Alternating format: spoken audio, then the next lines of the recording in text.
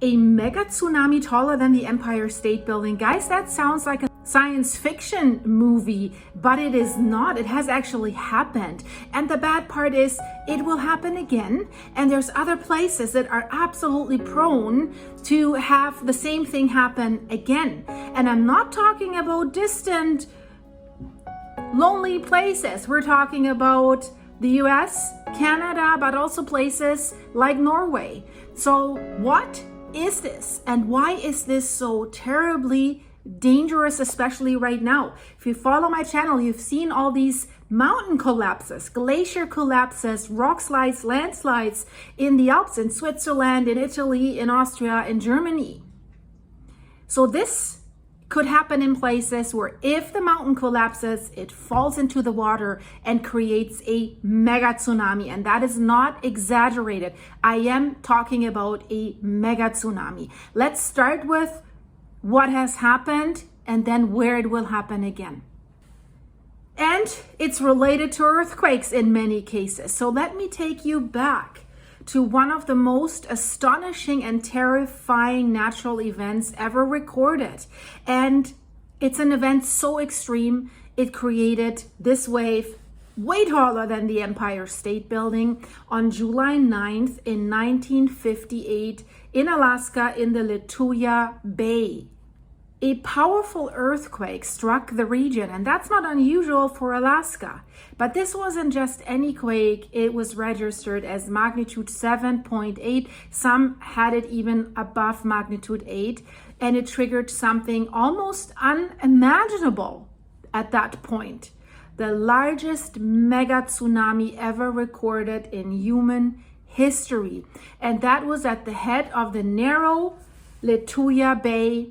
The water was so violently displaced, sending a wall of water 524 meters high. That's 1,720 feet, guys.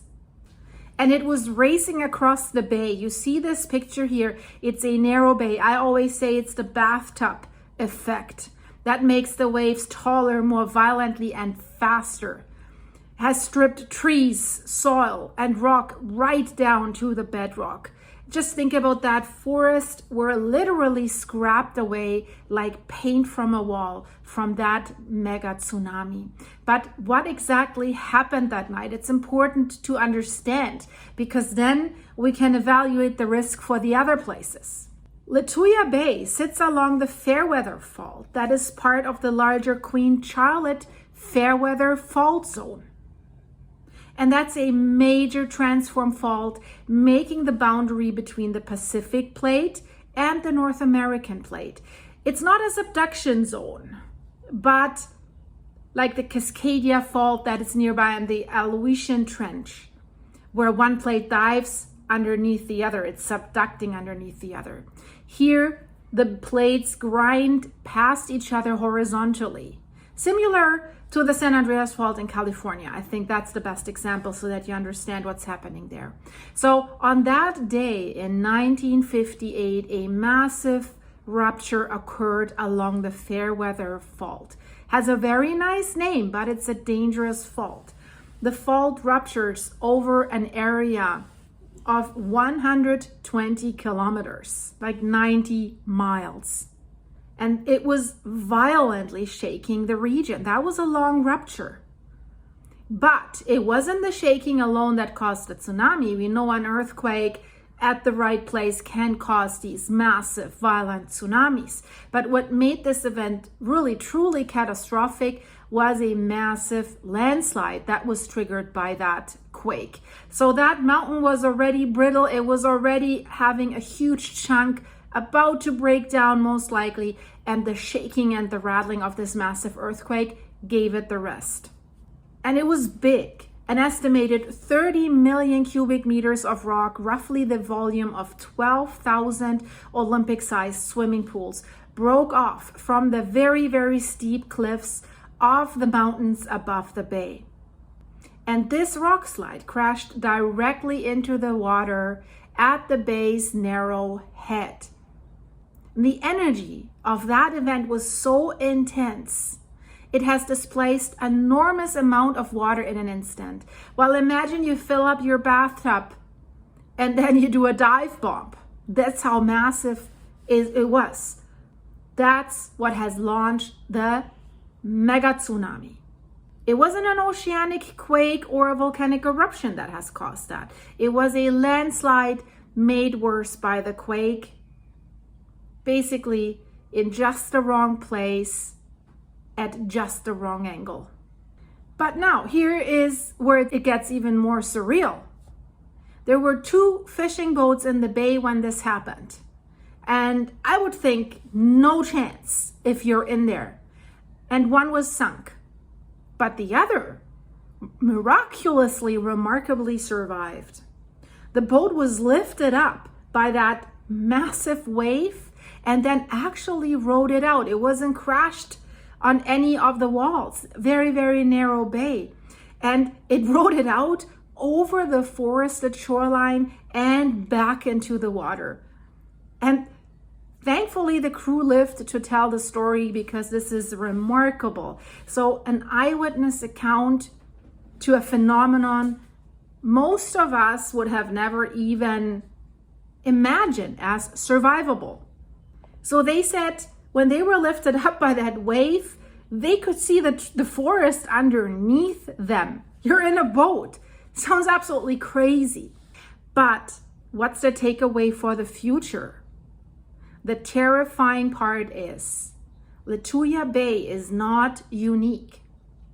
There are dozens of narrow fjords and inlets along Alaska, Greenland, Norway, and even British Columbia in Canada that could, under the right conditions, create similar mega tsunamis. And some of them don't even need an earthquake. They are already brittle. What about the fault lines and the risks? The Fairweather Fault is still active. It moves at a rate of roughly 5 centimeters per year, grinding along each other, which is fast in tectonic terms, guys. It's fast. So the Pacific plate is trying to slide northwest, while the North American plate is resisting it. And that builds up stress, as you can imagine. And every few decades, sometimes centuries, it's unpredictable, it gets released suddenly as a major earthquake. So other dangerous areas with similar geology include the St. Elias Mountains near the Yakutat Bay. It's just southeast of Lituya. Of course, the Aleutian subduction zone, which could create tsunamis of a more traditional ocean kind, but also bad enough. And then we have a little farther north the Denali Fault, another fault system, another strike-slip fault that is connected to the interior. But what really raises the alarm today is that we've seen so many brittle mountains just recently, right? It's another landslide, another rock slide, another mountain collapse. We have a lot of destabilized ice-covered slopes in high altitude fjords. So they come down with rocks and glaciers mixed and ice mixed, like in Blatten in Switzerland. If you're interested in that, how in 40-second a whole valley and village was buried, check out my playlist or the video in the end screen. The glaciers are retreating, and as they do, they leave behind steep, unsupported rock faces. And all it takes, sometimes a little tremor, like what happened, that wasn't a little tremor, but a tremor, like what happened in 1958, or even intense rainfall that could trigger such a monstrosity of a landslide. And in 2015, the scientists have identified an unstable slope above the Tan Fjord that's not far from Lituya. That slope collapsed in October of 2015. Again, after a period of glacial retreat, has sent another landslide into the water and has triggered a 193-meter wave. Also, unbelievably high. It wasn't quite as bad as the Lituya-sized wave, but it was absolutely massive. And it was silent, remote. Almost no one noticed it even until his satellite images were analyzed and they're like, wait a minute. And now, decades after the disaster, the scars still remain in Lituya Bay. When the tsunami hit, it was rigging millions of trees from its banks. So they call it the ring of damage is still visible across the shoreline, where new trees eventually began growing to replace their lost ancestors.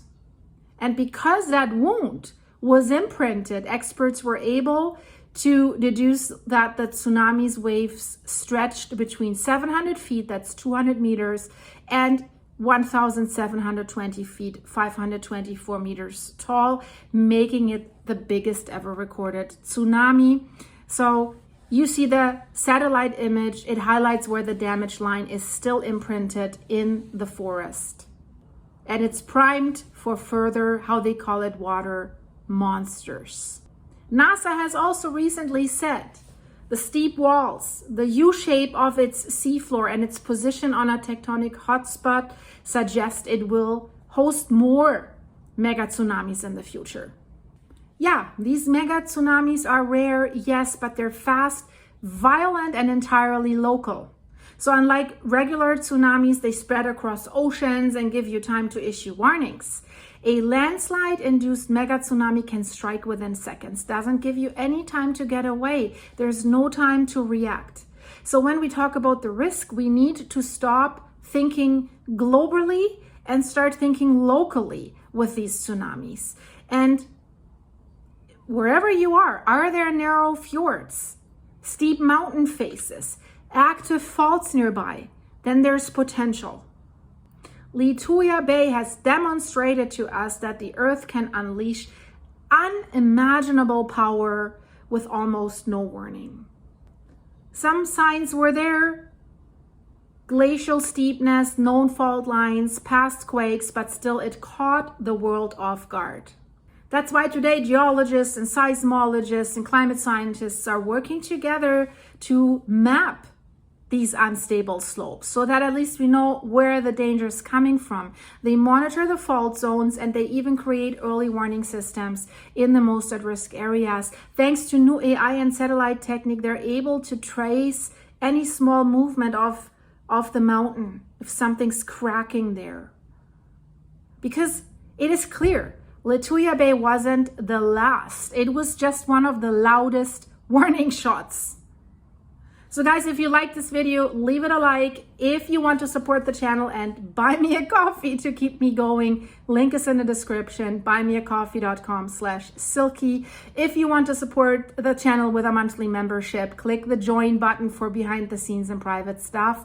And thanks for the supers. Thanks for being here. Stay safe. Bye-bye.